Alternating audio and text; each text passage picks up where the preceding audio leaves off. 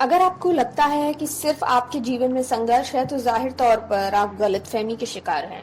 जिंदगी सिर्फ किसी एक के लिए नहीं, कईयों के लिए मुश्किल भरी है। हम में से ज्यादातर लोग उसका सामना करते हैं, लेकिन कुछ लोग बस गायब हो जाते हैं, किसी को बिना बताए यूं ही रातों रात गायब हो जाते हैं। जापान में इस तरह गायब हो जाने वाले लोगों को जोहात्सु कहते हैं, जिसका मतलब होता है भाप बनकर उड़ जाना। बताया जाता है कि जापान में हर साल हजारों लोगों के गुमशुदा होने की खबर आती है। ये वो लोग होते हैं जो काम के दबाव में, परिवार की मुश्किलों या किसी दूसरी वजह से गायब हो जाते हैं, और कुछ कंपनियां हैं जो उनकी इस काम में मदद करती हैं। आपने सही सुना, कंपनियां जो लोगों की गायब होने में मदद करती हैं। इनकी सेवाओं को नाइट मूविंग सर्विस कहते हैं और ये आमतौर पर गायब होने वाले लोगों के ठहरने रहने का इंतजाम करती हैं। ऐसी सर्विस देने वाली कंपनियों के मुताबिक लोग अच्छे और बुरे दोनों वजहों से गायब होना चाहते हैं। ऐसा लग सकता है कि गायब होने की वजह सिर्फ आर्थिक हो, लेकिन ऐसा नहीं है।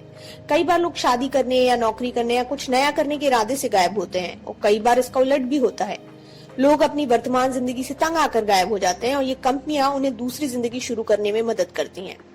बताया जाता है कि जापान में जोहात्सु की शुरुआत 60 के दशक में हुई, जब वहां डिवोर्स रेट कम हुआ करते थे। हालांकि अभी भी वहां डिवोर्स रेट कम ही है और लोग शादी से तंग आने के बावजूद तलाक न लेकर अपने पार्टनर को छोड़ देना और गायब हो जाना ज्यादा मुनासिब समझते हैं। हालांकि आगे चलकर गायब होने की वजह सिर्फ तलाक नहीं रही, और गायब होने वाले लोग सिर्फ वो नहीं रहे जो अपनी शादी से परेशान हैं। जापान के समाजशास्त्रियों के मुताबिक जापान में गायब होना ज्यादा आसान है, क्योंकि वहां निजता का बहुत ख्याल रखा जाता है। गायब हो चुके लोग आराम से पैसा एटीएम से निकाल सकते हैं, उन्हें कोई पकड़ नहीं सकता। वहां सीसीटीवी फुटेज हर किसी की पहुंच में नहीं होता। पुलिस इन मामलों में तब तक दखल नहीं देती जब तक कि इसमें किसी तरह का अपराध न शामिल हो या किसी दुर्घटना का शिकार होने की शंका न हो। आमतौर पर गायब होने वाले व्यक्ति के परिवार प्राइवेट डिटेक्टिव की मदद लेते हैं, ये पता लगाने के लिए कि उनके परिवार का सदस्य कहाँ है।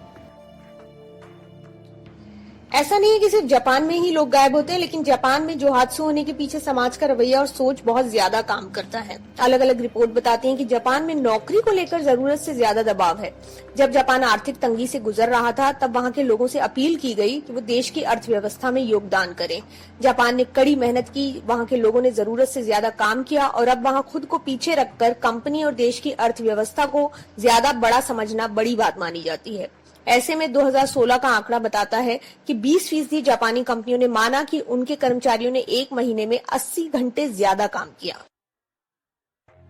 इस वजह से करोशी के केस ज्यादा बढ़ गए। करोशी एक जापानी शब्द है जिसका मतलब है काम करते करते मर जाना। हर साल 10,000 से ज्यादा ऐसे मामले सामने आते हैं जब लोग ओवरवर्क की वजह से जान से हाथ धो देते हैं।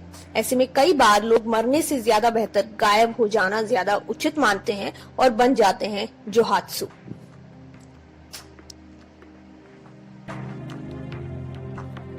Presenting V News app, available on Google Play and App Store. Download it now.